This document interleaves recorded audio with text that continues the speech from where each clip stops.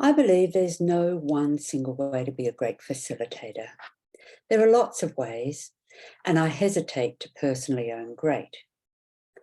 Over decades of facilitating, I'm still striving from beginner to good to better, with a view to being the best I can be.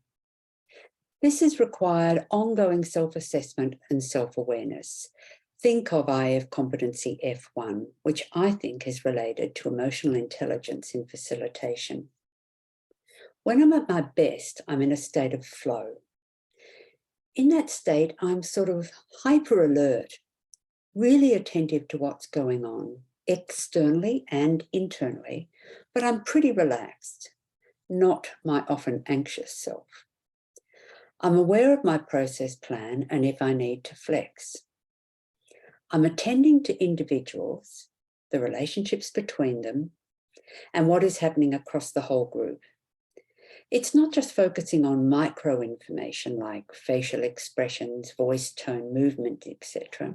It's noticing things such as who looks to whom for support, who nods in agreement or has a quizzical expression, who defers to whom. These things tell you where power and influence lie in the group. And unless you've noticed these types of things, you can't intervene for more balanced participation and develop trust. We know this is much more difficult in virtual and hybrid settings, and I do not have all the answers for that. I'm sure there are people who thought I've intervened too much or not enough. However, most of my interventions are thought through, even for a split second. Here's some of what I've learned on the path from good to better and towards best. Reflecting upon experience and gaining solid knowledge in group dynamics helps me make meaning of what is happening. Observing, watching, listening. Being curious about what is happening, overtly and covertly. Being very curious about my own biases and emotional reactions and trying to respond rather than react. Weighing alternatives and deciding a course of action. And again, this happens in a split second. Questioning my motivations for acting or not. Who does it serve? Pausing again. Someone else in the group may step in.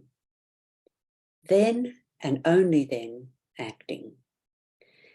These are some ways I think I've become a better facilitator. It brings me to a state of flow where I function confidently and at my best. Ironically, that confident best embraces my own vulnerability and self-doubt. Afterwards, I always ask myself, how could that have been better?